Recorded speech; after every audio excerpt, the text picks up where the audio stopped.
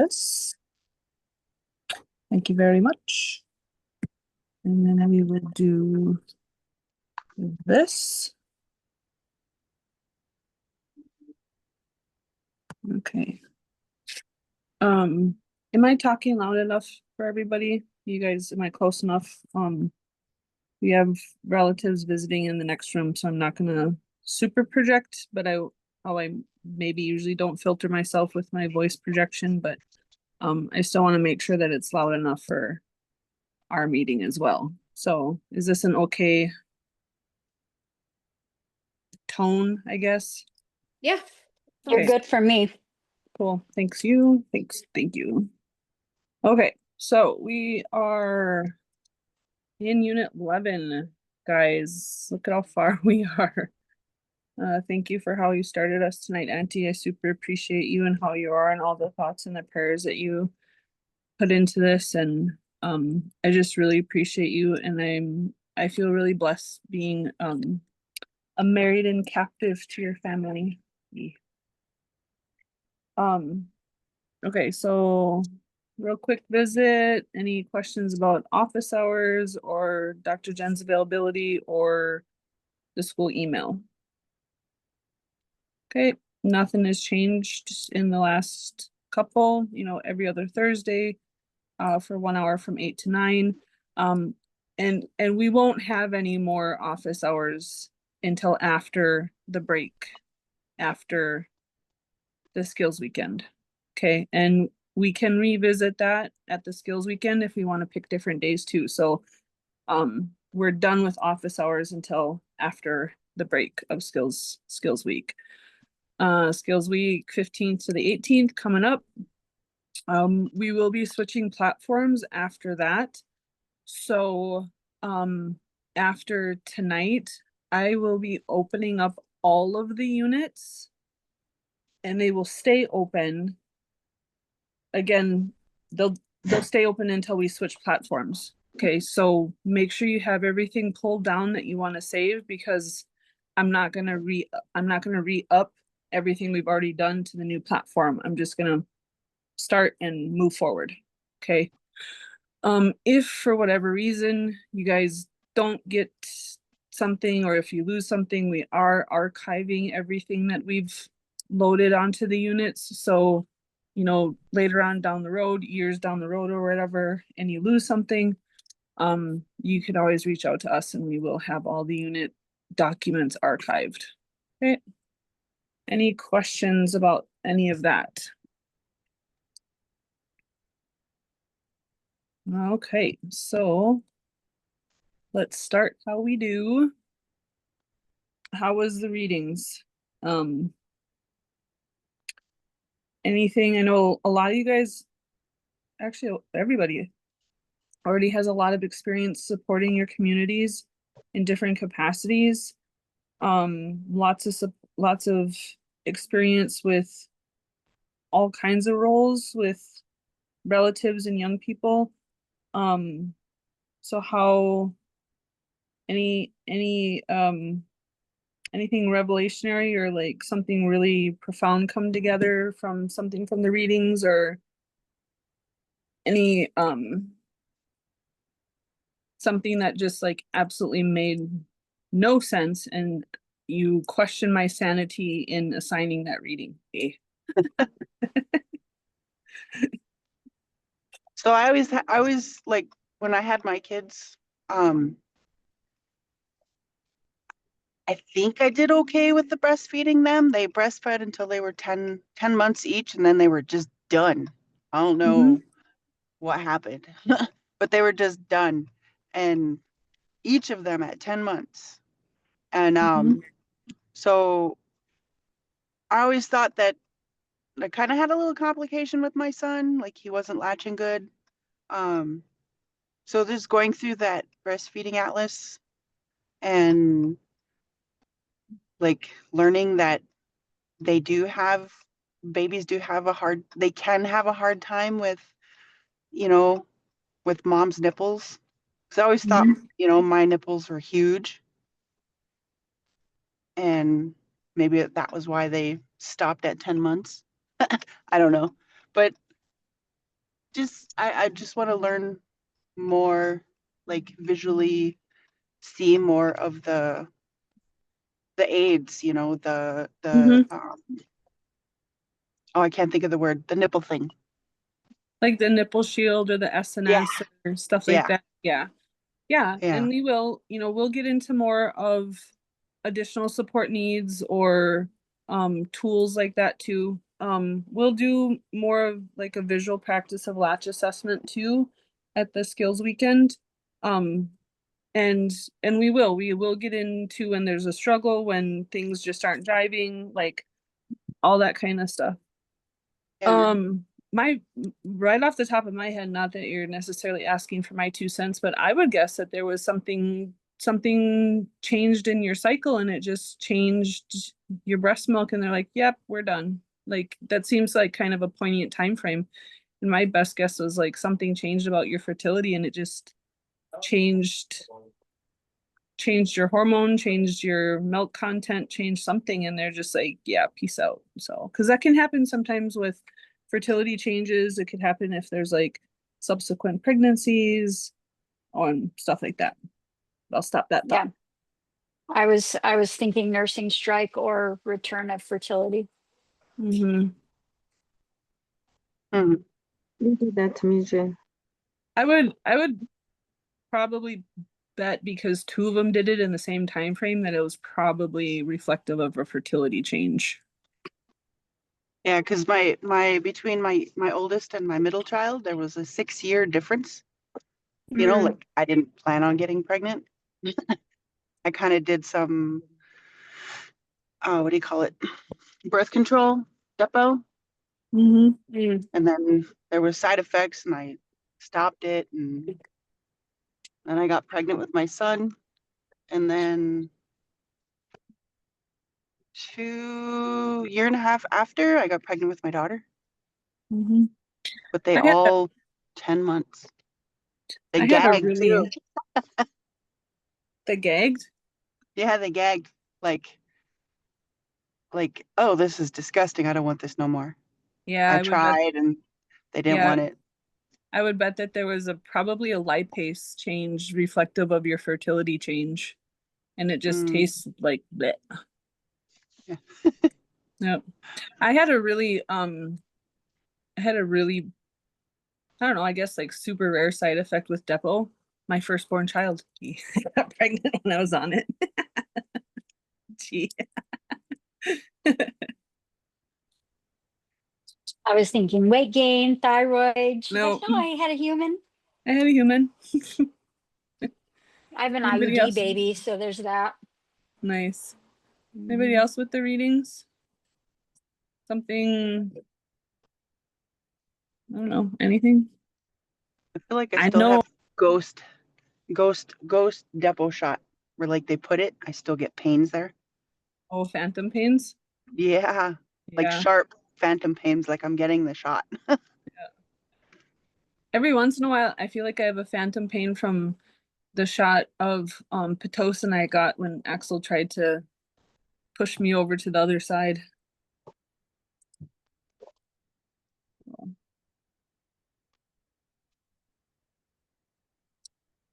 Okay, 2 more minutes if anybody else has anything. I love breastfeeding. Anything about breastfeeding, like I love learning. I love like even reviewing some of the things like I already kind of know. Like I still love to read it. I still, um, just anything to do with breastfeeding. I'm always just really interested and excited about it. Mhm. I love the breastfeeding atlas book. I almost bought it for myself just to have as a resource. So I was super Isn't it excited. great? I love it. I love the pictures that are in the back. They're really helpful. Um, Hmm. and yeah, I just like was super excited that it was on the reading list and I just really love breastfeeding, understanding it, helping families, and just like I think too when we understand breastfeeding and like how it works, or like the anatomy of a baby's mouth and the structure and the function of it, we can really help families like understand that. And if breastfeeding isn't going well, like some of the things that we can help with. It's just that reassurance that like it's actually a structural thing. It's not like your baby doesn't love you. It's not this other stuff going on. It's a structural thing that needs to be further assessed. So yeah, I think that's what I get from the readings is that and I love the pictures in the breastfeeding atlas. I always kind of get surprised it's not on, like it's not a book that's on a lot of reading lists. I see, like, and I don't know. I I'm not slamming Womanly Art of Breastfeeding. I'm not slamming the Leche League book. Like they're solid books, but I don't know. I guess I am It's kind of a little it's not on the meek list. overdone. Yeah, well, yeah, it's not on the meek list, and I think they're a little Isn't Breastfeeding over-reliant. Atlas written by a man though? Is it? I guess I don't know. I don't nitpick that kind of stuff, so I don't like look up the gender of the authors. It's a solid book. I don't know what to say about it, I guess. Quick question. Were we supposed to get that book this reading? Because I never got it. Mm, Oh, it's women. Barbara Wilson Clay. yep, it was one of the ones on the reading list. So maybe get a hold of Auntie if you didn't get it. Same here. Okay, I was like, I was thinking like, did I get that? But I then was just getting ready to text and say, send me a picture of it. I thought it I was did just get me. the Okay, so I guess you guys didn't read the 2 chapters in it. Hey, okay. Yeah, let us I didn't buy know. mine. I downloaded mine. Yeah, let us know sooner, like if there's something on the list, because like we are trying to initially, well, not we, Auntie found a way, made a way, because she is a unicorn Okay, fairy so godmother. you have Medina and Shoshana, you didn't get the book atlas. No. Everybody else got. Oh, Amaris. that's, Yeah, Maris, didn't. yeah. oh, Amaris, you didn't get it? No. That is so strange. I was just looking, I was actually trying to look it up too and like reading it offline. And I Did didn't you get realize- the other books though? Yes, I got the other 2, or it's 1, but 2. Because I watched them put them right into the, I'll look. I have extra, but that is so weird. Okay, I'll get them out tomorrow. Okay. Sorry about that. Yeah, but next time let us know earlier. Like if there's a hiccup, we need to know sooner. Okay, thank you. Okay, all right, so then we'll just jump into the topics. Okay, so kind of quick review, anatomy and functions of nursing. Oh my gosh, a fly, honestly. Anyway, sorry.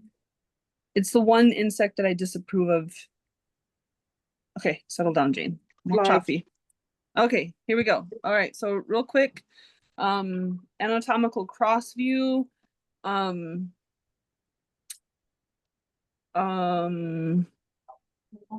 Yeah, okay. Thoracic wall, pectorals, lobules, lactophoresis ducts, and fatty tissue. Okay. For my ADHD brainstem, these images are what I really had to figure out how to picture in my mind to correlate breast size with storage capacity, not reflective of production ability, right? These are storage capacity, not production. This is not reflective of what you're able to produce or adequately feed on demand. And I didn't mean to bring this up until later on, but obviously this is a little pet peeve of mine, especially with nursing. And like, oh, I only have an A cup. I can't keep up with baby. Sorry. Didn't mean to bring that out right away. Okay.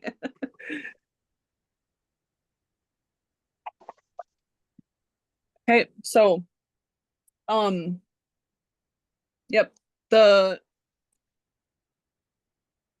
And it's not reflective of the number of lobules, it's reflective of how much they can expand, right? Insufficient glandular tissue, and we're not going to get into that tonight because we're talking about physiological normal.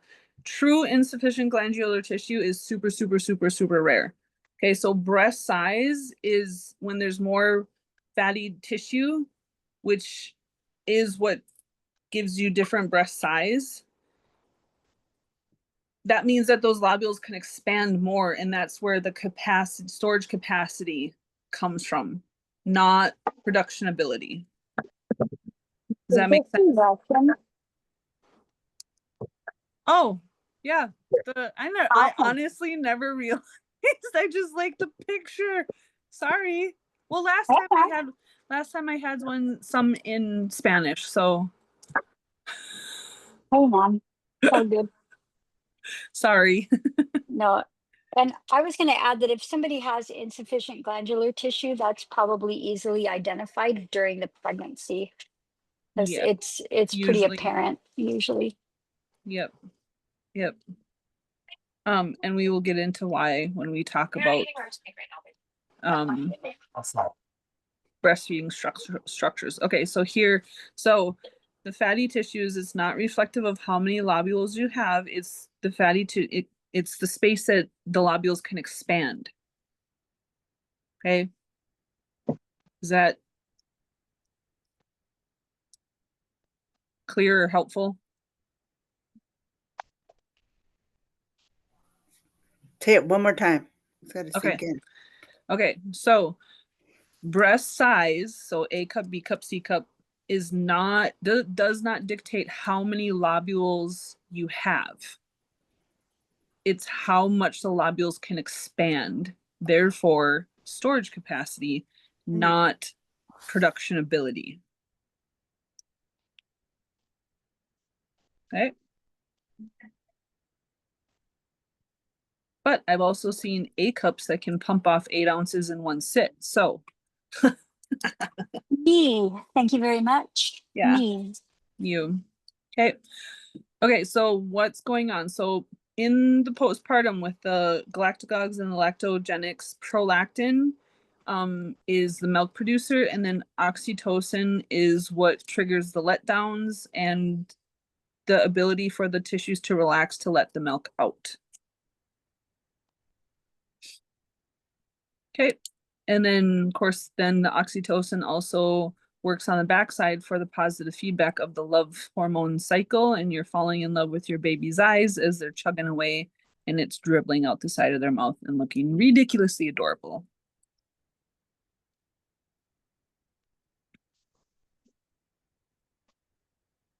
Yeah.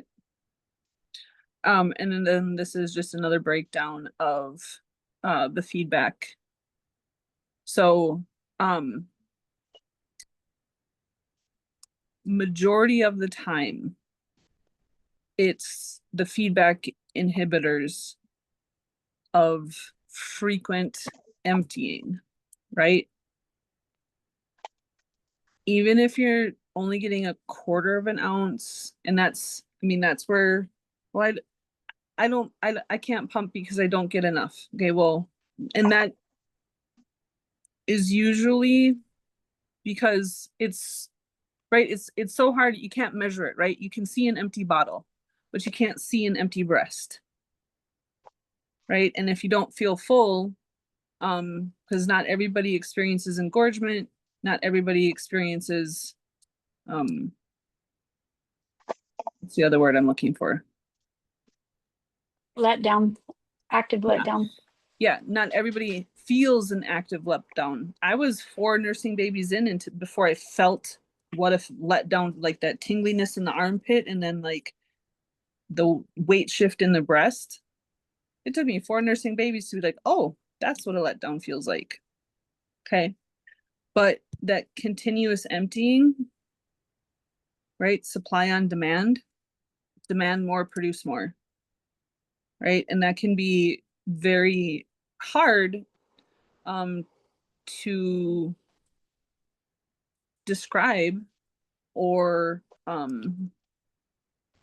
encouraged to be motivated, because like I said, like it's easy to see an empty bottle. It's not easy to see or measure how the breast is emptying. And then if they're trying to equate what they're getting from their pumping to, well, that's all that baby's getting because that's all that I got from pumping.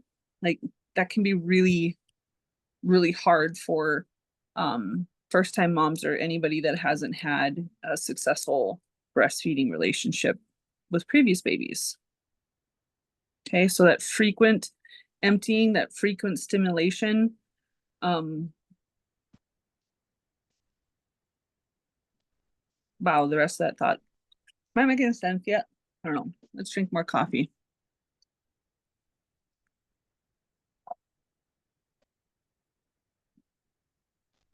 What's the thought that I'm forgetting here, Jade? I don't remember. It's a positive feedback loop. Yep, so the That's a good, yeah, that's a good. positive feedback loop. But the frequent emptying, right? So really, especially first time moms, that's really frequent portions of the conversation is put baby to the breast, well, has my breast had enough time to fill up? No, we do not need Yes. to wait for We the don't breast to care. fill up. We do not need to wait for breast to fill up. It'll do it while you're nursing. Mm-hmm. Yep. Okay, so there we go. That was the thought that I was looking for. So does that make more sense, guys? And the breasts don't have to feel full. Yeah. Yeah. Yep. Yeah, because that's So- that's where that it's reflective of storage capacity. You're at storage, that's why it feels full. That's not reflective of production ability. And baby's ability to empty the breast. Yep. Yep. Okay. So colostrum, right? Talking about all the things that why colostrum is different. I'm gonna skip my thoughts about colostrum harvesting for right now. We will go circle back to more nursing stuff in the skills weekend. I find mostly I have a lot of conversations around colostrum around a misperception that there's a finite amount. There's a finite time frame, but there's not a finite amount in that time frame. Okay. And then colostrum versus mature milk, and transition, right? I don't think there was too much about, I don't remember too much about being transition milk in the literature. No, it's got like a paragraph or two. Yeah. It's, I don't know, it's hard to notice, and maybe I missed it as a first time nursing mom, or maybe I don't notice it as a 50 millionth time nursing mom. I feel like sometimes anyway. I think it's also because if you don't pump, Yeah, you don't, see it. like this applies, I think, a lot to working moms or moms who pump to exclusively bottle feed, but with breast milk. Mhm. I wouldn't have known what was coming out of my breast unless it was shooting across my baby's face because I had a crazy letdown. But I wouldn't have been able to be like, oh, this is transitional milk, or oh, this is this. Like it wasn't until I pumped with the second baby that I was like, oh, yeah, this actually is a thing. Yeah. Yep. Good point. Okay. I have a lot of conversations reminding or explaining stomach size. And I always kind of start it with a joke because I like to not make it seem so dire, because there's usually already so much emotions around it. Like, well, I've never met a baby that remembered to bring their watch when they exited your uterus. And that's kind of, I don't know, maybe it's stale humor or whatever, but you know, babies are going to only be listening to the size of their belly, not because they're watching a clock. Because it's easy because we hear it all the time. Oh, babies only need to eat every 2 hours. Okay.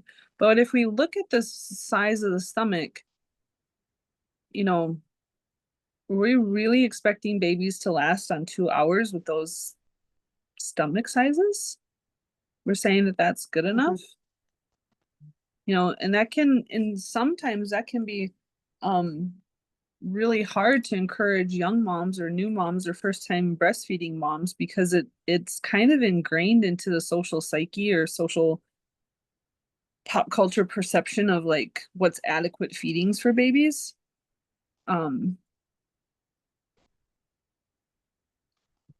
Yeah.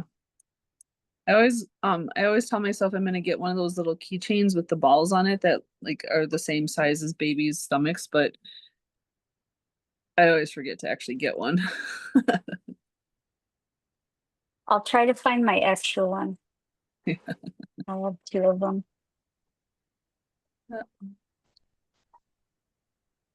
Okay, so real quick, about simple breakdown, right? And this is definitely the standing block of why babies don't need bottles of water. And that can be tricky sometimes, right? Because the grandma's saying, oh, you have to give baby water, or oh well, you need to add formula to make sure that they're getting enough water. And that can be a really hard railroad blocking nursing block.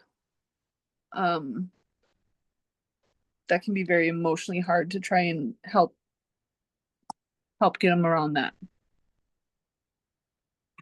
But this is also very reflective of like, and we'll get into nutrition too. But sometimes when you're visiting moms, I'm always telling moms like, don't self restrict, right? Make sure you have your waters. Hunger, nursing appetite is a thing, right? And then this is more deeper breakdown of breast milk content.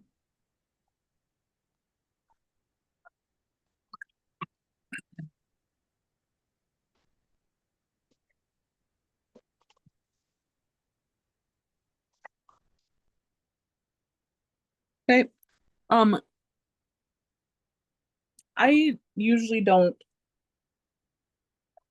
go too far into breakdowns of fore milk versus hind milk. I know of some lactation consultants that do. I, as a nursing mom, it always seemed ridiculous to me to, oh, you can only feed 10 minutes on one side and then stop baby and switch on the other side. Especially with my first child, because I was already really struggling to have an effective nursing relationship, and we were really struggling with latch. So you want me to stop baby once they actually latch. I'm supposed to watch the clock. But you have to make sure that they get a proper fore milk and hind milk balance. And when I heard that as a nursing mom, as a first time mom at 20, I was like, that doesn't make any sense to me. Like, I was like, everybody in my family breastfed, and like you just feed the baby until they're done. So like, and it wasn't until I became a midwife that like I looked into it more, like, okay, so this is actually what they're talking about. But if we let baby nurse to satisfaction, and if it's at least 10 minutes long, which most breastfed babies are, right? At least having a few sessions of at least 10 minutes nursing sessions. Because the theory is most women won't experience a second letdown until like that 15-20 minute mark, right? Am I making sense with where my thought is trying to go? I don't know, maybe did I put decaf in my coffee this morning? No, Well, it's just like, Where am I going with this, if Jade? you're struggling with Sorry. the latch on the, then they're putting all these rules on, and yeah, I don't know. Do we, I tell moms, if you're going to try to do the switcheroo, make sure that your baby is gaining lots of weight and having lots of wet diapers and lots of Yeah. poop. If your baby is going 1 to 3 days or 4 or 5 days without pooping, then just feed on one side. Feed until they fall asleep and they pop Yeah. off, and then burp them, and then they're usually pissed off at you and they'll pick the other side. Yeah. So, And again, you this is know, something that you probably wouldn't notice. Like you wouldn't notice the separation of layers unless you're pumping. right. Mhm. And pumping before the feed and pumping after the feed. You'd have to pump both times. So Mhm. then you risk serious overproduction and mastitis and like all the, like, I don't know. Sometimes I think that like the power pumping, the super do now, and just leave them alone. Let the baby nurse. Yeah, and maybe that's why I'm struggling to explain this, because like this always seemed like overcomplicating things to me. Like if your Mhm. goal and your intention is to exclusively breastfeed and you're not pumping to have a stash and you're not, pumping to be able to give bottles because other people want to feed your baby. Like if your goal is to just exclusively breastfeed, adding this just seems like potential pitfalls. I was also taught, and Jane, you'll have to tell me if they were teaching it in the 20 teens, but I was taught that the reason why you're not stopping them at that 5 or 10 minute mark is because the fore milk is what satiates their thirst, and the hind milk is what satiates their hunger.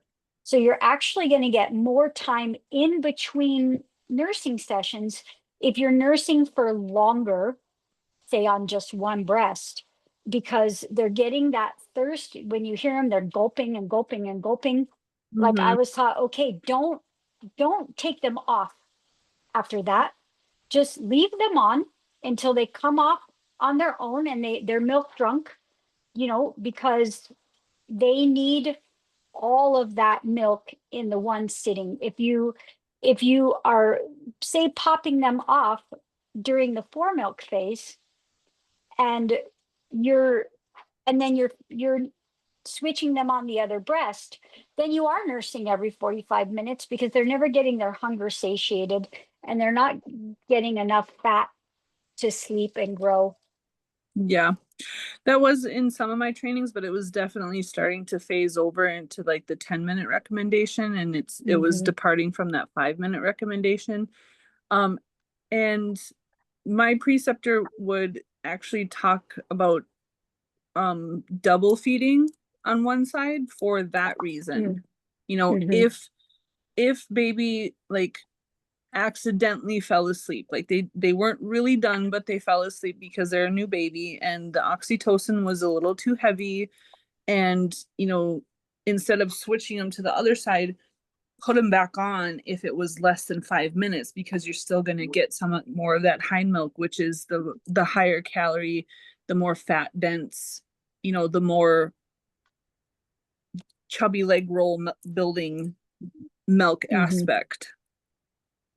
Yeah, they're not going to be hungrier in between feeds Yeah, if because they're getting, they can't yeah. digest that as fast, so it stays in their tummy longer. Okay. I don't have a lot of conversations talking about how to encourage milk to come in faster, because I don't think that that's something that a freshly postpartum mom needs to have doubts planted in her mind about. But if there was a well-meaning auntie or a well-meaning friend that was like went through that struggle themselves, like sometimes they get told that, oh, are you making sure you're doing all the things to let your milk come in? These are a lot of the things, skin to skin, right? Like that's my number one go-to. Hydration and calorie intake, particularly my super favorite P word.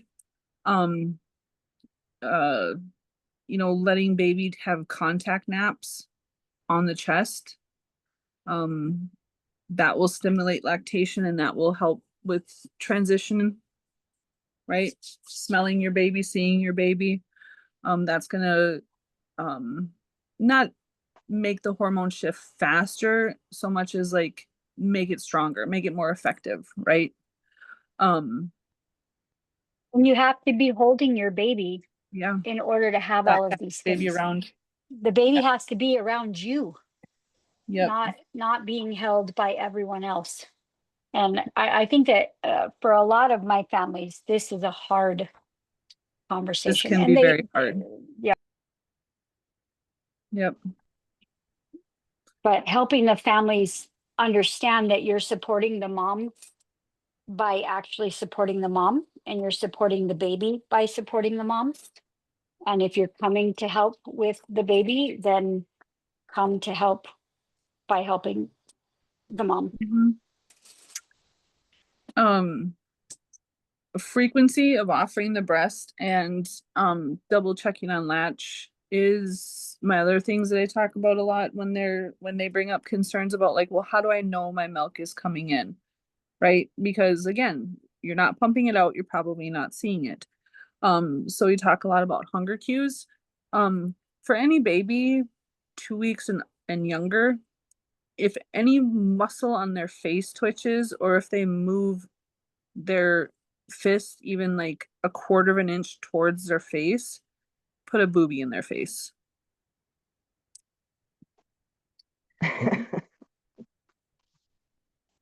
Right? Because otherwise they're sleeping. Okay. I don't know, they gave it a cute little name, kangaroo care, but really it's skin to skin, right? Not very often do I have to reach into my mental Rolodex and like pull out all the list of super benefits because majority of the time, the cuddle factor is enough and you know, that's what's going to be the biggest benefit of establishing a very successful nursing relationship. But once in a while, oh my gosh, just mad. Once in a while I have to pull out these pointers, or not pointers, selling points. And just reminders, sometimes they don't know. And I've had a few families that are like super, super modest. And so you show up and she's fully dressed to her neck and the baby is fully dressed and they're struggling.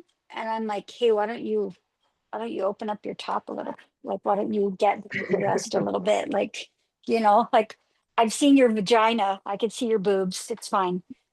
Just like get it out. But there is some cultural things where like everybody in the family is there, and if you're not comfortable openly breastfeeding around, say, your father-in-law, then that may be something where you can have the conversation that it really it is helpful for your baby to have that skin contact, and it's helpful for you to have that contact.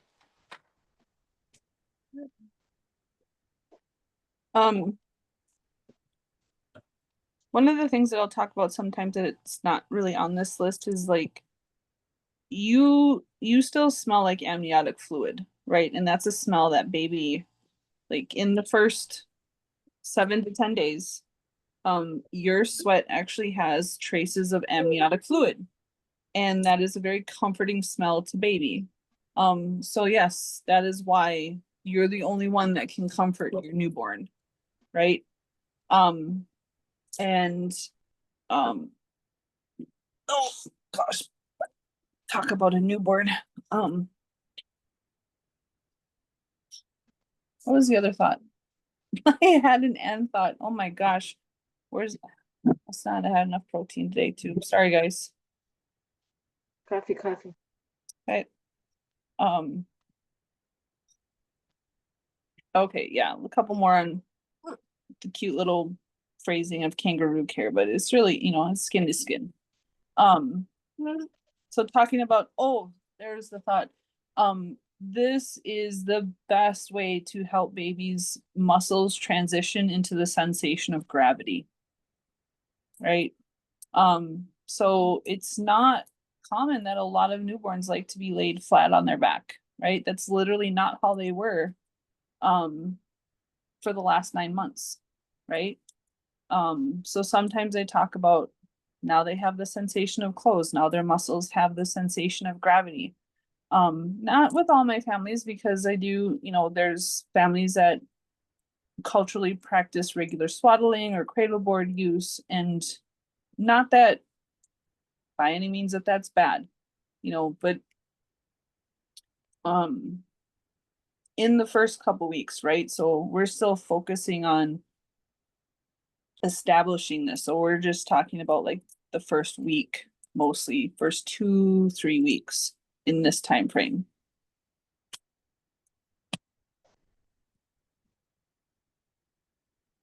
Okay, any questions about that section?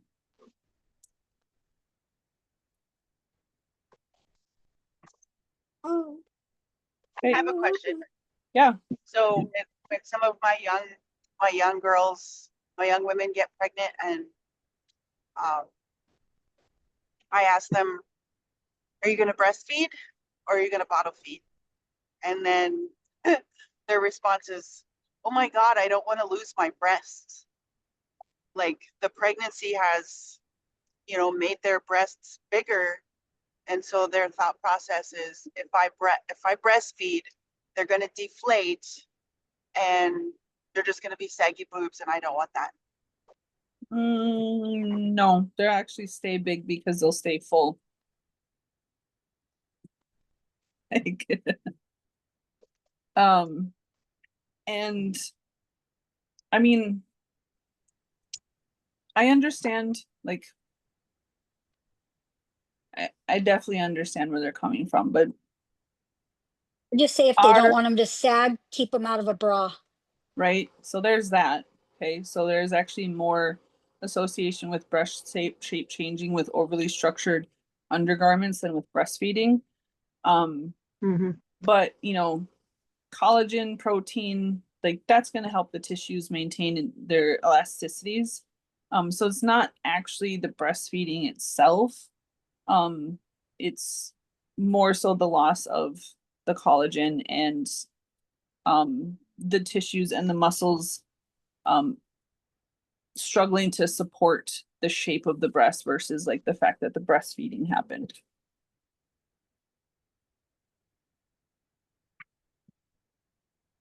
Okay. Do you guys ever see this?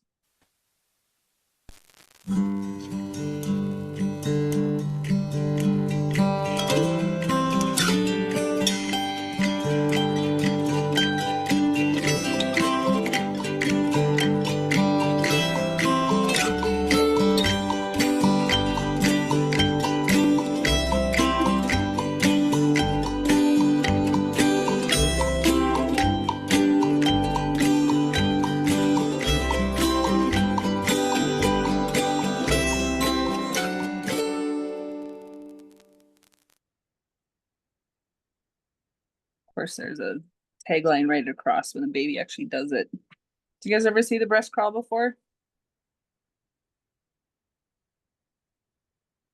Anybody? I saw a video once of it. Yeah. Saw your baby do it, Jane. Yeah. Yeah, we saw my baby do it. Oh, this baby? This baby? Yes, that baby, that young man. This baby? Yeah. That newborn. You need to Yes, stop. this newborn right here. Okay. I So was gonna be a smart ass and say my husband does. okay. So a little bit of review on latch mechanics. Okay, so the compression of the tissues between the upper palate and the tongue. But the tongue actually does the suctioning, which then expands the nipple to then fill the cavity and then the swallowing. So really the importance of majority of the nipple reaching the back palate of the baby's mouth, right? Like that's the goal. to create that compression and suction, or compression and expansion of the tissues. Okay, my bad. Here. Okay, so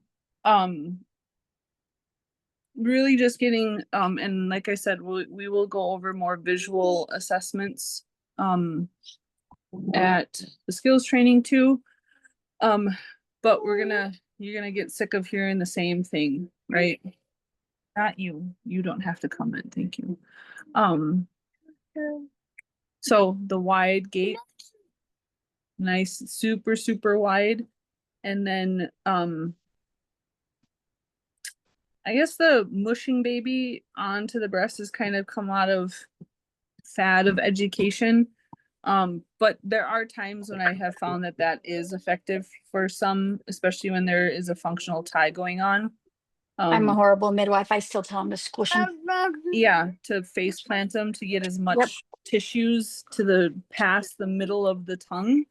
And to bring the baby to the breast instead Yeah. of trying to like lean over and Yep.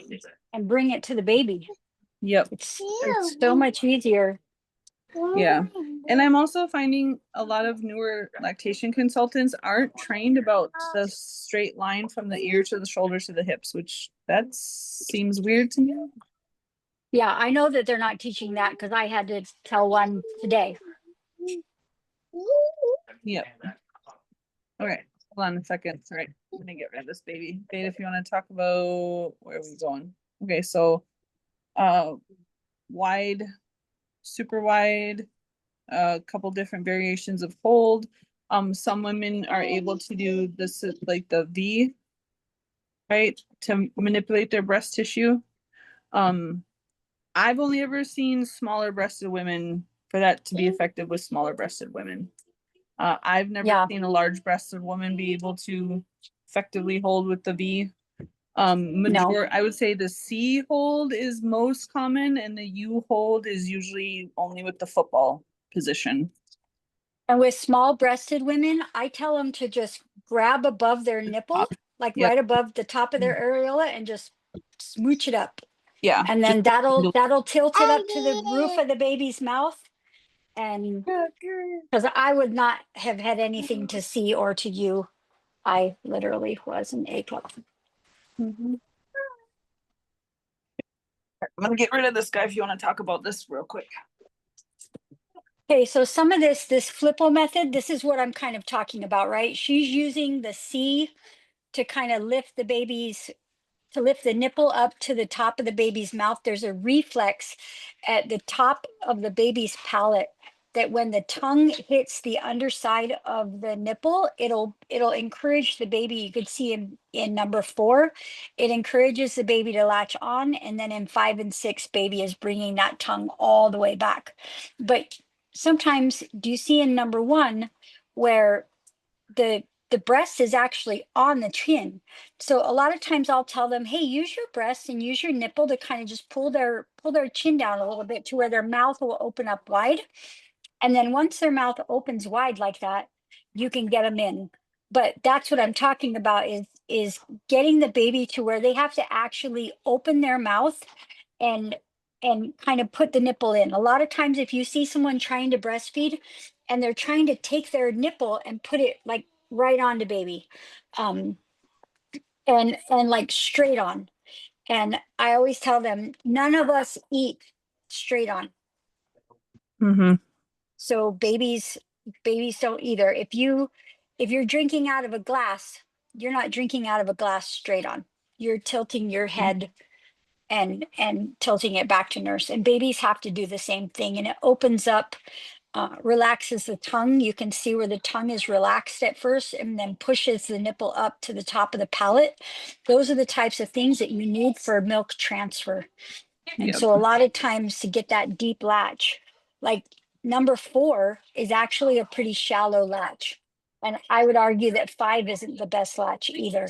So you've got to be able, the baby has to be able to suck that nipple and part of the areola deep into the back of the mouth to get that tongue to encourage the breast to make milk. That straight on, like aim for the middle of the mouth. That does seem to be what's being taught most frequently. I still find that resting the nipple on the top of the lip to make baby gape really wide is, I've yet to see that not change a baby's ability to gape wider. Okay. And see, for me, when I was taught that mushing, like mush baby into the breast and then tilt baby's nose away, would like skip. It would skip number 4 and 5, that shallow transfer, and it would go from you'd go from 3 straight to 6, because you're getting baby in there all the way onto the breast. And what I was taught was, you're not going to suffocate your baby because they have those built-in ridges, extra ridges around the nostrils. And you're not like holding baby there. You're just trying to get all the tissue, as much tissue as you can, past the middle of the tongue. So then once baby starts pulling the tissues, it's to the back of the mouth. So that's why for not all the time, but that's why sometimes I still do, mushing baby in, which dates me apparently. Okay, so just yeah, another angle. You guys know I like my pictures. Okay. And we'll do more of this. We'll definitely do more of this visual check, right? Because sometimes this is the angle that we get when we're like, oh, can we see real quick, right? And it's very rare for me to go in and start manually adjusting baby or the breast tissue itself. And I don't know, that kind of starting to seem like a me thing, because I see more and more CLCs, and definitely IB CLCs, that just like throw a pair of gloves on and just like start doing it for mom, which I don't know, that's probably just a me thing. Doesn't feel like it'd be very helpful in learning how to do it once you're not around them. Well, and not only that, Mhm. like if it were me, I'd have punched you in your damn face if you'd have tried to just reached over and grab my boob. Well, that too. I mean, firstly, that for me. So that's, I mean, but that's a me. Maybe that's dating us as well. Yeah, that's a me-ism. Like, no, I don't want you to do it for me. First off, don't touch me. Second of all, I want to tell me how to do it so I can do it without having to come back to you. I don't know, maybe that's just reflective of the IBCLCs in our area, because we're struggling with some of the IBCLCs in our areas. Anyway, get off of that. Okay. I really love this picture. Because it is just, Oh yeah, that's a good one. like, the perfect example of resting the nipple on the baby's upper lip and why it's so effective. Yes, Mama. So cute. So you'll need to put that in the fridge so this will all get hot. This Hard, okay? quick. Hey, now I would say that's a little shallow. Like, there's a lot of tissue being pulled away from the nipple being pulled away. But again, that's our mush technique. Like, I would move baby's lips closer to the breast, and the chin closer to the breast. But yeah, that one does do a good job of talking about watching baby's ear and jaw for that suck, suck, swallow, and seeing the ear move, because you will definitely, if the latch is too shallow, you will not see that movement of the earlobe.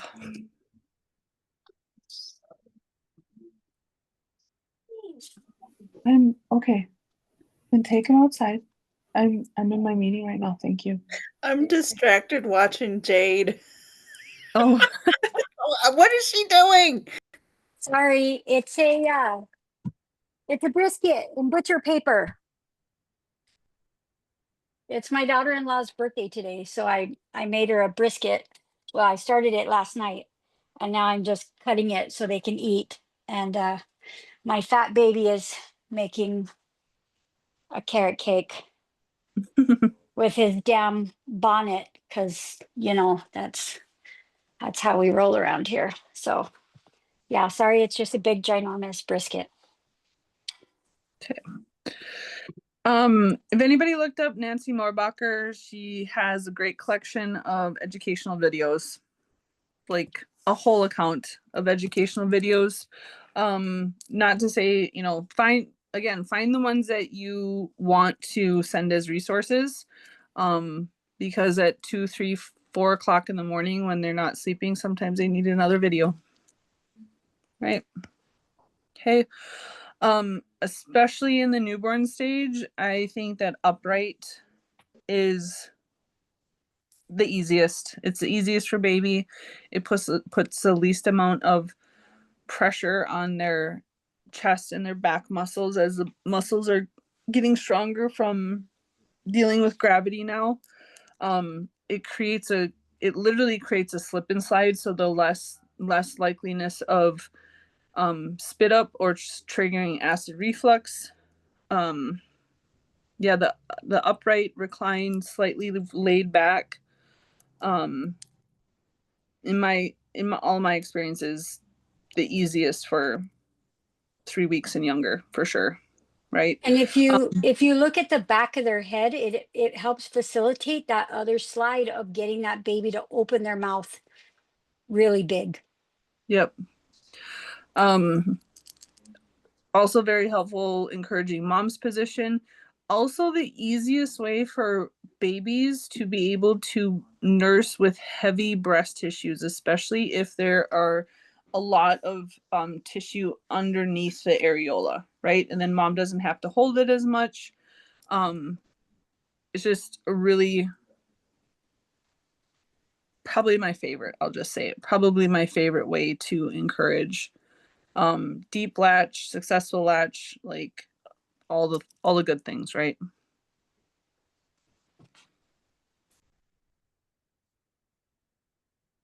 Okay. Then just some more. Oh, look, I kind of mentioned all of it. Whoops. I forgot I put this slide on. Okay. Now there's not to say that there aren't times for dangling nursing, and there are, right? And we'll talk more about that when we get into like mastitis and chronically clogged ducts and stuff like that.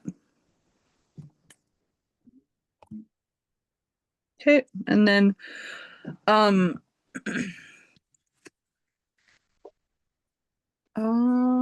was my thought here? Oh, so probably my most common comment for newborns is that the sidelining is definitely the hardest for newborns. I've noticed like that's and that can be really frustrating for nighttime nursing, right? Because they're trying to sleep, but that's, I don't want to say that the fastest way that they mess up a latch, but I kind of want to say that.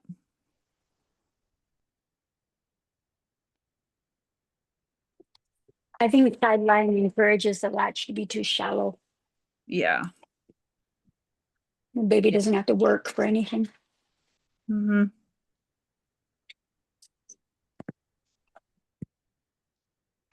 Okay. I don't think I meant to keep this in there. Sorry. Okay, moving on. Signs of milk transfer and weight gain. Okay, so here's like the clinical portion, right? So how do we know that it's happening for baby, right? Well, what goes in comes out, right? First 4, 5, 6 days, you know, having good but decreasing contractions and cramping. With every nursing, mom's appetite changing, all the signs of a good latch, right? Full cheeks, falling asleep at the breast, the feeling of, feeling engorgement, feeling her milk coming in at 2 to 5 days, depending on if she's a first time lactator or not. What else? Yep, good transitional poops from baby. Yeah. Okay. Signs to encourage mom to watch for, right? You can hear the gulping and the swallowing. They get progressively slower in their nursing, right? Because they're getting fuller and more relaxed. So it slows down. They're not chugging the whole time, like doing the fast little suck swallows the entire time. Right. And again, what goes in comes out, right? Lots of nursing, lots of diapers. Right. Some moms need the numbers, right? Like, well, how many times should I be feeding baby? Well, what, and the conversation about like, oh, baby's tummy will let you know. Yeah, but how many? Okay. Well, they're definitely doing it more than every 2 hours. Well, I always like to go into the explanation of every 2 hours is very misleading because most people interpret that as, okay, baby's done nursing and now in 2 hours they'll want to nurse again, where actually it's from start to start, right? So if baby starts nursing and nurses for 20 minutes or 10 minutes, and then you burp, then you have to change baby's diaper, but then they made space, so now they want to nurse some more. By the time that whole, and then they finally fall asleep, that's 45 minutes or 50 minutes. Okay, or an hour, depending on the baby, right? Depending on how burping goes. So it's from the start of that nursing to the start of the next nursing. For some babies, might be close to 2 hours once you get through that whole process, right? It's not from the end to the next start because those bellies are so tiny. Okay. Again, really reiterating on hunger cues. Any shifting, any grunting, any eyebrow flex from a baby 2 weeks and under is absolutely is an automatic hunger cue, right? And again, for some families, especially if an auntie or a sister or the grandma's trying to help and oh, they're fine, oh, they're just gonna chew on their fist, or but then, and especially if the latch is already struggling or if they're already having any discomfort, by the time you get to the upset part, like baby will be frantic at the breast, and that can be a really big struggle.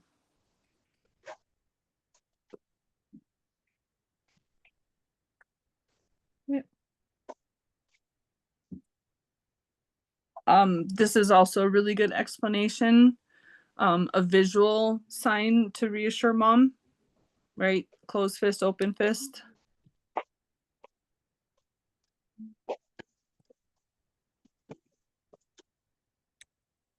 Yep. Okay. Milk drunk. Look for the milk drunk.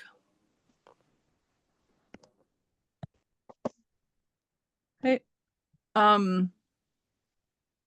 Up to 6 days old, generally 6 wet, 6 poopy for most babies. Like by 5, it might start to be more wet than poopy. But for the first 3, 4, 5, there should be pretty equal amounts of, and I always like to reiterate that doesn't mean like a full poopy diaper. Like that could mean baby farted and there was a couple chunks of turds in there. That still counts as a poopy diaper.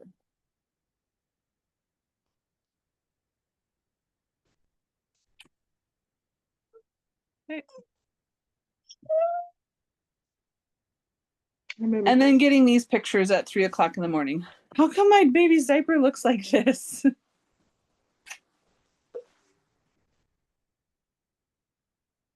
Oh gosh. Nice. Right. Okay. And then when we're doing our checkups, like, okay, so how does this translate into what is adequate weight gain, right? And I usually only do weighings at 1 week and 6 weeks. If I do a weighing at 3 weeks, it's usually because there's either concern about weight gain or mom is curious. Okay, but it's not super common for home birth babies to do the whole like lose 10% of their birth weight. Every once in a while I might see something that comes close to that, but for most babies that I support, like they're gaining weight from the get-go. Okay, so it's actually not it's not super often that by that 1 week weight check that they haven't gained at least a half a pound or more. What do you think, Jade? Well, I would say normally yes, but I have a baby that's sitting at negative 15% right now. But for the most part, I like them. They'll usually gain their birth weight back at the very least by that 7-day window. And that's how I know a baby is getting transitional milk. They're getting transfer, all the things that we're looking for. This is the first baby that's ever lost over 6 to 8%, in probably the last 7 years for me. Yeah. So it is Yeah, not super common. normal. It's not very common. Yep. But this little guy, he's having a go. Yeah, actually this one of the last ones that I supported, I just did her 3-week check, and this is probably, well, it's been a while since I haven't seen more than a whole pound gain by the 3-week check. Okay, but this baby's having some reflux concerns. So there again, that's the anomaly, right? So when you're not hearing anything about diaper concerns or reflux concerns or latch concerns, like it's very rare for baby to not be past their birth weight by the 1 week check. And I remind them that if there is a skid mark, that's poop.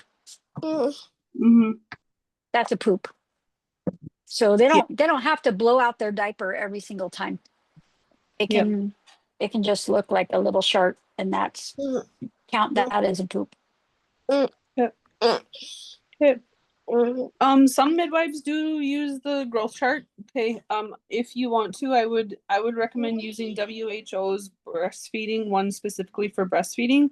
Otherwise I feel like you're setting them up for failure. Like the one from the American Pediatrics, whatever, is still a bottle feeding chart. So strongly recommend don't use it. Use a WHO breastfeeding chart if you're going to use this. Okay. And if you are going to use it, make sure that you're looking for just active forward momentum. It doesn't have to be a big climb. It just has to be consistent growth, consistent positive, and you have a baby that's likely doing okay.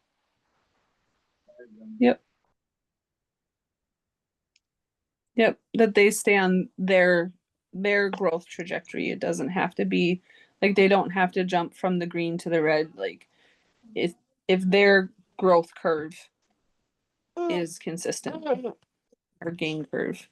Okay. Sometimes reminding about growth spurts and cluster feeding. Like cluster feeding is a thing. Like everything was going fine, and all of a sudden they're just never satisfied. Does that mean that my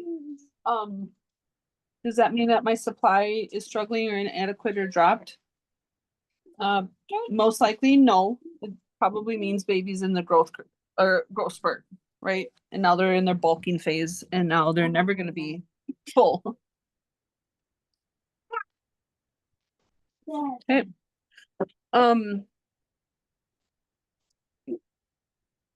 Please stop something. Okay. And that also happens when there is cognitive developments too. So more or less all the time, right? Because those mental jumps happen right before and right after growth spurts. Because there's so much neural pruning and neural expansion going on. Like, and hence why I further don't like the every 2 hours recommendation. Right. And then non-hunger things, right? Like there's a lot to adjust to. Maybe it's the first time they heard a dog.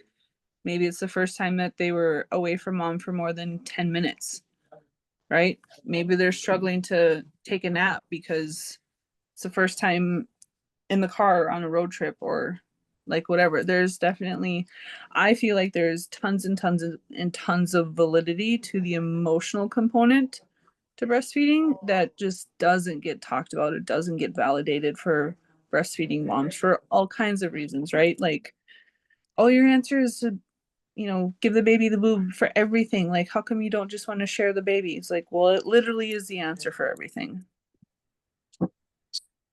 So I had a big long consult with a lactation gal today, and I said, well, how are you recommending comfort nursing? Are you explaining the difference between nutritive sucking and non-nutritive sucking? She looked at me like I had 4 heads. Yeah, what is that? What do you mean? And I was like, when you're the pacifier. Yeah. She had no clue what I was talking about, no clue at all. And was trying to tell me that it's not a thing. And I was like, please Google while we're on the phone. You can guess which lactation place she's from. Yes, I can. Yeah. Mm-hmm. Mm-hmm. Mm-hmm. Okay. Anybody need a quick bathroom break other than me? I do, but I can't stop and pull over. Oh. Find a dirt road And the way some you weeds. and Jay just went, I know, right? No, but then I'm scared because I'm on my moon. Don't want to leave my blood behind. Oh my So gosh. I'm holding on to it. But you and Jay just reminded me of the Sesame Street aliens. Remember those aliens that go, uh-huh. Mhm. Yeah, we're struggling with some IBCLCs in our area. So but I'm not gonna hold it. I will be right back.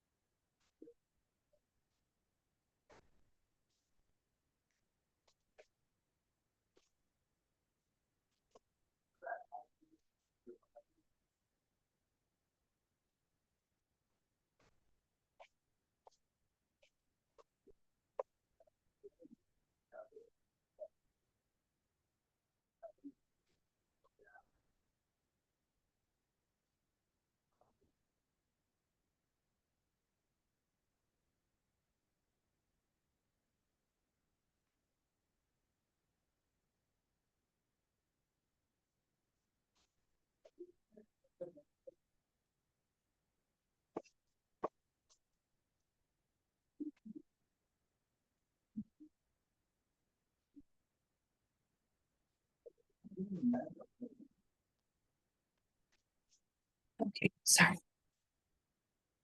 Anybody else step away? Just my grandma bladder.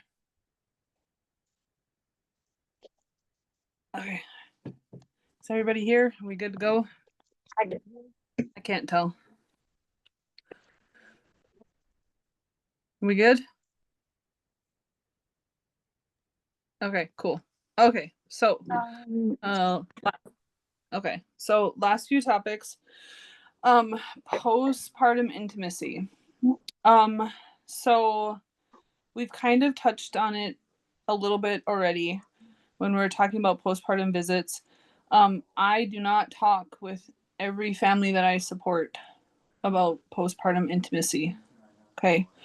Because if I know that they are of the religious flavor that they don't even want me knowing that they had to have sex to have a baby, I'm not going to have this conversation with them, right? And I'm probably not going to have this conversation with the 12th time mom that I just supported, right?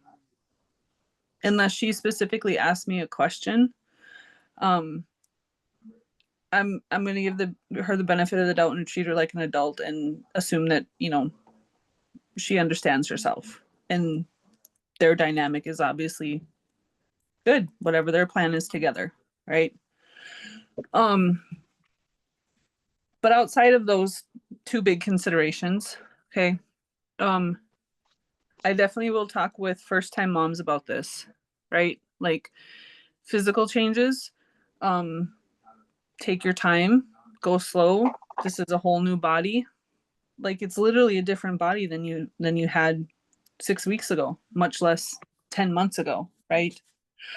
I talk about the hormones, vaginal changes, like you might have to use lube for a little while. And that might not be forever, but it might be for you might need it now. And that's okay. That's because you're lactating actually. I had one mom bust into tears at the 3-week check because she couldn't even imagine being ready to be intimate with her husband in a few weeks because like she just didn't want to be touched. She's like, I don't understand what's happening. I love him. It's not like I want to hurt him or anything. She's like, I just don't want him to touch me.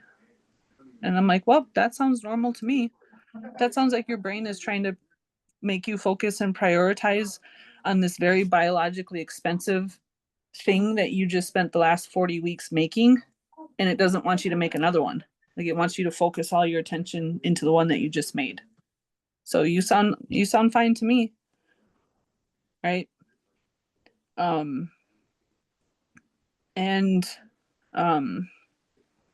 well, and it's not always first time moms, right? Because first time home birthers, they didn't get this conversation, right? The biggest thing that I do make sure that I talk with every single family that there isn't the religious component about, right? Where they didn't even want to get naked to have their baby, where you might have not have seen their baby come out of them, right? Is reiterating that just because you're not menstruating does not mean that you're not ovulating, right? And for a lot of women, that is completely brand new news.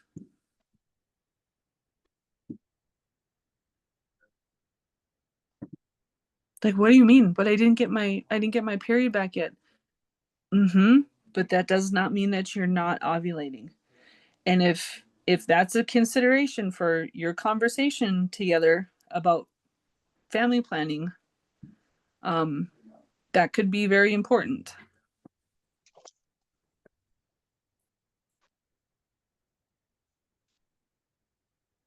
Any thoughts or questions about this? About you, Jade? I mean, you, Jade, you have a lot more experience of delivering by Braille than I do. Yes, Like, yes, so I know those families, this conversation is like yeah. completely not in the books, right? Like, Oh, yeah. Not even, yeah, not even, nope, nope, nope, nope, nope. nope. Sometimes I might, sometimes I might say to the mom, if you need some extra things, to be more lubricated, don't hesitate to use them. But that is Yeah. literally the extent of Yep. of what I say. And for my families that are not, you know, the there's a lot of uber quiverful Mhm. religious families out here, whether they're, you know, Catholic, Mormon, whatever. Half of them are not Catholic or Mormon. There's some other weird thing that you know, they just want to have 20 kids, which that's fine. So usually I'll just say, if I'm trying to feel them out a little bit, I'll be like, hey, do you want some family planning information, or are you planning a family? And they'll just kind of laugh and be like, yeah, we just, you know, we just, whatever happens, happens. And I'm like, okay, okay. Mhm. Yep. And then Even when I get that for the feedback, families that want, you know, for the families that want extra information, you know, I have some resources for that, but most of my families are like, nope, we know how this happens. mhm. For me, usually when I get that feedback, I usually end it with like, okay, well, you know, make sure you're taking your time. It's spontaneous, enjoyable, mutually enjoyable. Like, you know, be kind to yourself. Um, like, and then I just drop it, Mhm. right? Like, um, I want to, I want to respect that boundary, but I also want to encourage her to like, I mean, no, don't get me wrong. There are some times where at the 6-week checkup, she's peeing in a cup to take a pregnancy test, or I'm leaving pregnancy tests with her. Um, so there's definitely that side of the coin too. Um, but at the very least, and maybe this is one of my pieces of baggage, because she's probably not going to hear it from anybody else. Like, okay, well, be kind Right. to yourself and take your time. Like, spontaneity and mutual enjoyment is always, I mean, it makes it better, right? Like, um, but yeah. And again, like, especially with lactating, like things might be dry, things might be tender, even though you're not bleeding anymore. And you know, he looks like a snack, but that message might not go all the way from your brain to your lady bits. And you know, and that's okay. Really. Like that's the biggest part that I'm like, and that's okay. So you might have to do something to help that along. I've had a couple of families um, that kind of, they don't share my religious flavor, but they're close enough to where I talk with the husband and I say, hey, look, you know, in our doctrine, we have a doctrine called the doctrine of honor. And so before a husband is intimate with a wife, he has to ask himself, if I get my wife pregnant today, what kind of mother is she going to be 2 months from now? And if the answer is that she's not ready, or she may not be a good mom, or she's struggling, or whatever the case may be, then that doctrine of honor is that that husband has to honor her and honor himself and practice self mastery and, you know, put it somewhere else or whatever, right? And so there's been a couple of families that I've kind of shared that with, and it's been a big game changer for them to think about the fact that a woman can only get pregnant 8 to 10 days out of the month, but a man can get her pregnant every single time she's ovulating or every single time she's in that window. And so pitching it from a place of, you know, you're really honoring your wife when you're not just hopping on top of her in 3 weeks, you know, and being mindful of, you know, all of these things that make up postpartum intimacy. Um, Yep.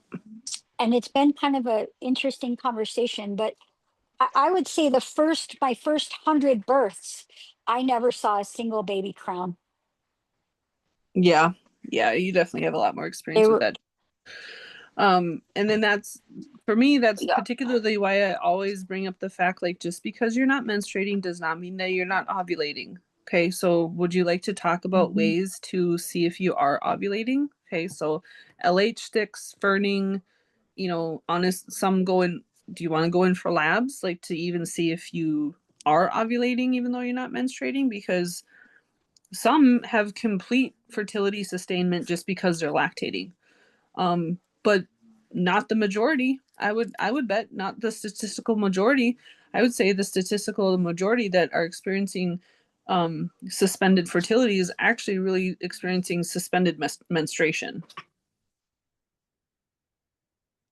Okay, so and if they are wanting to plan spacing, okay, do you want to talk about that? Like, have you guys thought about that? Like, would you like any suggestions? Like, you know, and if they are wanting to capitalize on fertility, if they do want their babies close, or if they want to make sure that the next pregnancy doesn't happen for 2 years, you know, then we talk about, just because you're a 28-day cycler before does not mean that you're automatically going to be a 28-day cycler when your fertility returns. You may be inconsistent for a while, especially if you are still breastfeeding. Okay. So, you know, in 4 to 6 months, if you want to call me up and we have a fertility conversation because you want to become more regular, so you can either predict your ovulation windows to capitalize or intentionally not capitalize it, don't lose my number. You know, make sure you call me in 4 to 6 months once you guys have a better bearing of like what you want to do. Right. So, but not with every family does it get to that depth of a conversation, but I mean with enough, right? Like, because our support is sustained by repeat business.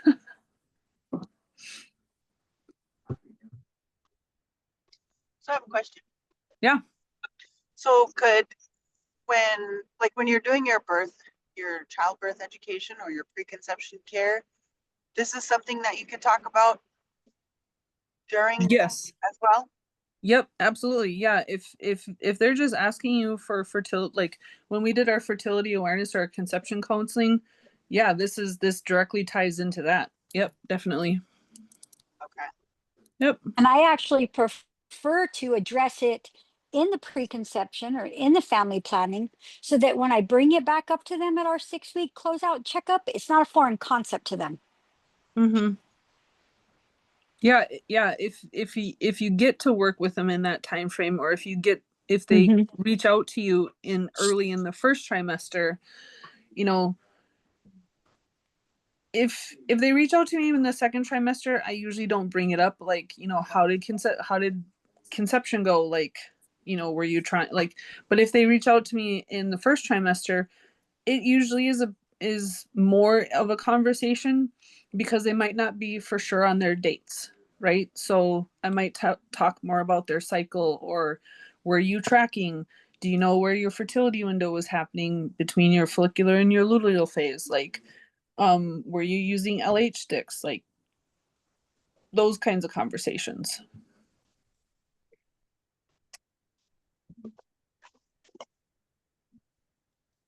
Right.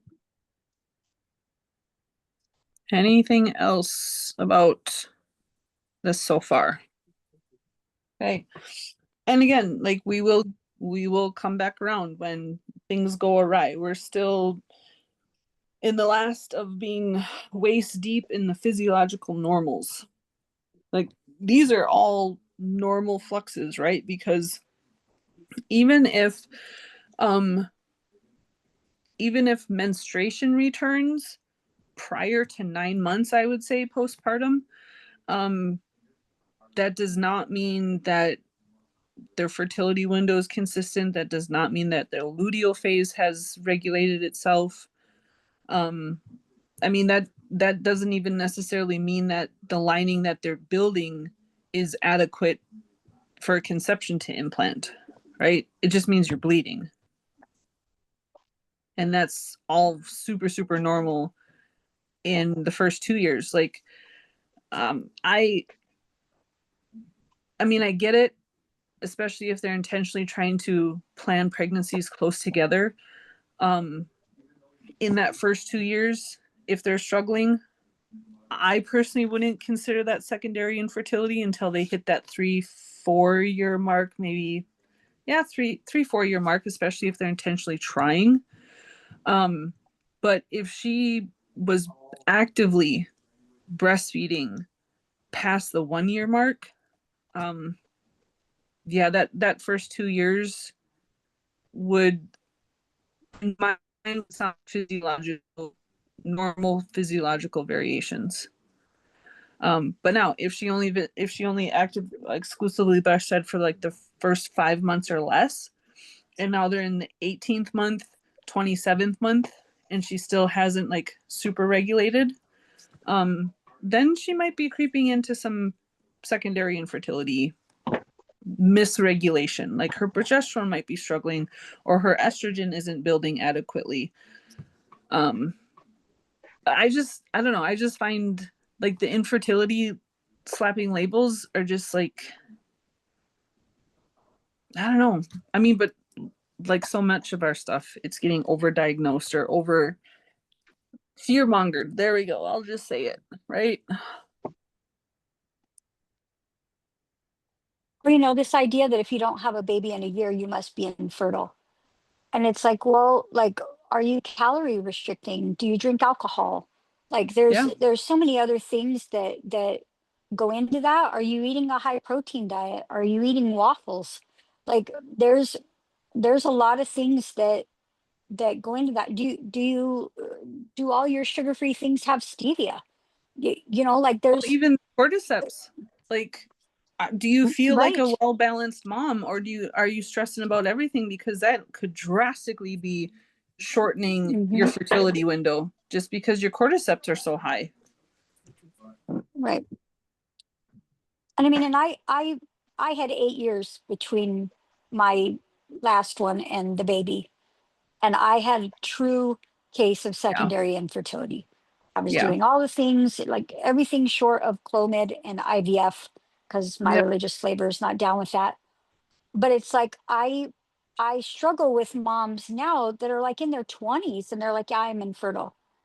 And the first thing I ask them is, how many years were you on artificial birth control and what kind? Yeah. Oh yeah. Yep. Definitely. And then Yep. however many years that was, you got to give yourself like almost Yeah. half that time to try to get pregnant within that window, Yep. because it takes a long time for that stuff to get out of your system Yeah. and for the effects of that.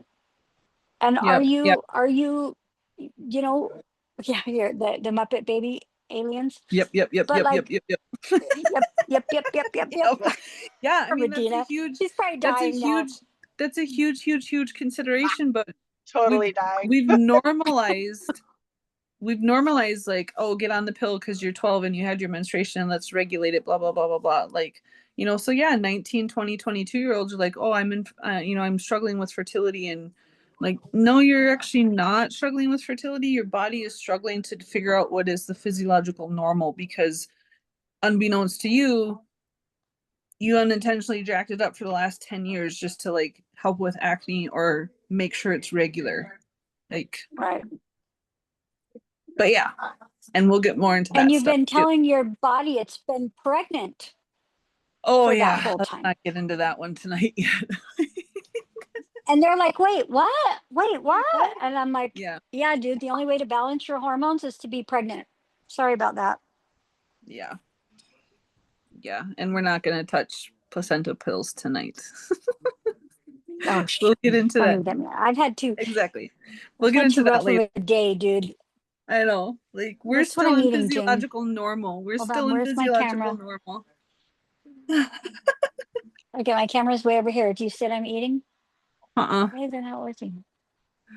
Oh my gosh, you still have that? It's my last bag. Oh, I was just gonna It's say, my do I have to last make some more? bag.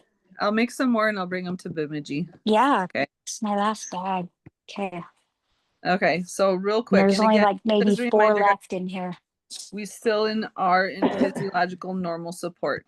Okay, so I would say the thing that I make sure that I talk with every single time is the continuation of frequent eating and adding more protein. Okay, because I break it down like, your body is recovering from pregnancy, your body is recovering from labor and birth, and now your body is lactating on top of that. So you have to calorie supply for all 3 layers of those. Okay, I used to have an infographic that broke it down to why lactating moms need 2,500 calories a day, and I'm gonna find it. I am gonna find it. But and It's in the Sheila Kitchinger you book, know, isn't it? ideally, what's that? Is it in the Sheila Kitchinger book? I think so. I think The so. one that, yeah, But I am gonna find it. I'll look for it. Yeah. It it's usually an emotional hurdle on my side, and I'm not trying to make this about me, but we've just spent the last, like, I don't know, 20, 30 weeks, depending on how much time I've gotten to spend with her, begging them to increase their protein intake, right? And then they usually think that birth is this magical line that they don't have to do any of that work anymore. And so I'm already starting to talk about continuing this protein intake, elevated calories at the 35 week, 34 week. Like, if I know she's going to breastfeed, like, I'm already starting to say, like, yes, this is great. Let's keep building this up, because you're going to sustain this in the postpartum too, because you're going to be healing and then you're going to be breastfeeding. Like, I'm already laying down all that framework that early. I didn't used to. And I don't know. I just came to I just had this brain epiphany, like, and so I was like, unfortunately, it doesn't seem to really have that much effect. And I don't mean it in a bad way. And maybe I had too rough of a day dealing with a client as well today. But I always joke that my PhD is going to be in psychology, to convince women that they are valuable enough to prioritize food resources in the level of, 150 to 180 grams of protein a day. But that's my social justice soapbox, so I'm not going to stand on that tonight. Sorry, guys. Anyway, the whole point is, you gotta keep eating. That's why I really try and validate, like, breastfeeding,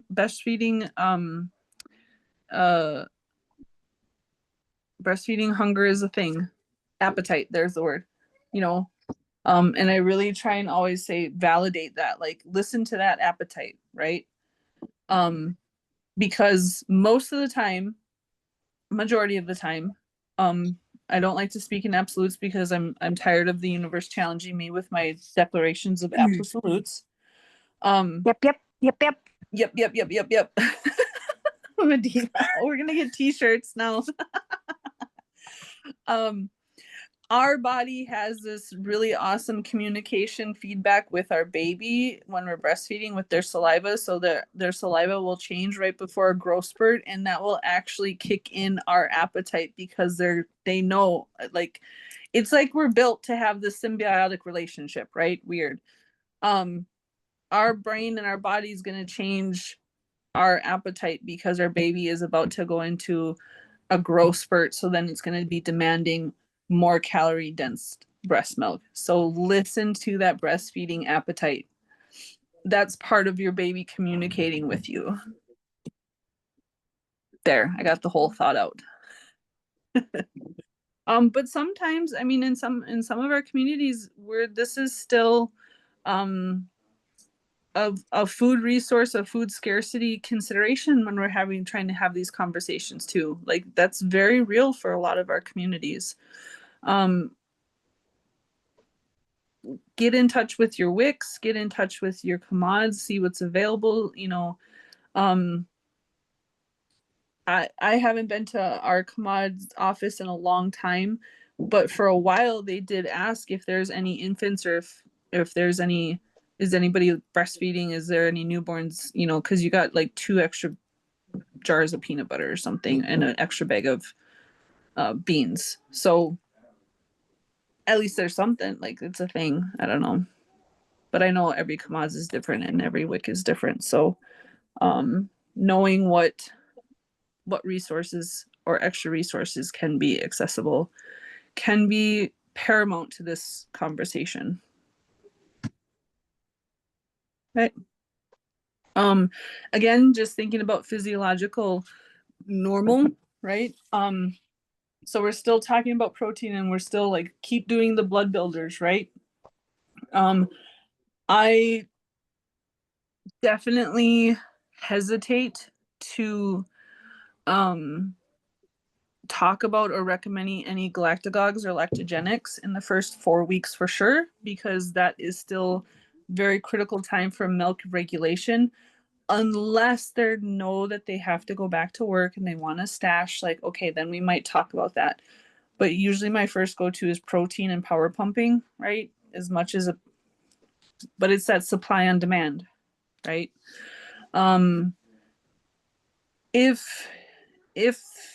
not with all clients, but lately I've definitely had a lot of like tea and tincture crazy clients, because you can get more and more commercially. Oh, I got this to make sure that my milk comes in. Please don't. Please don't. Let's support your body to do what it needs to do, what it's going to try and do anyway. Nora tea is great because yes, will it help with lactation? Yes, it will, but it's really feeding the body, it's feeding the blood, it's feeding the tissues. It's indirect benefit to lactation. If that makes sense. So we're talking about blood builders, but really it's the recovery support, not the direct, close that door, not a primary effect as a galactagogue or lactogenic, if that makes sense. I hope it made sense. Okay, so that is the first section of our lactation support specialist and educator. Yay! Silly man. Okay. Anything you guys want to revisit about any of that? No. Axel. He just wants to play. Okay. Please go get Ari. I got like 10 minutes left. Okay, thank you. Okay, anything you guys want to revisit about this?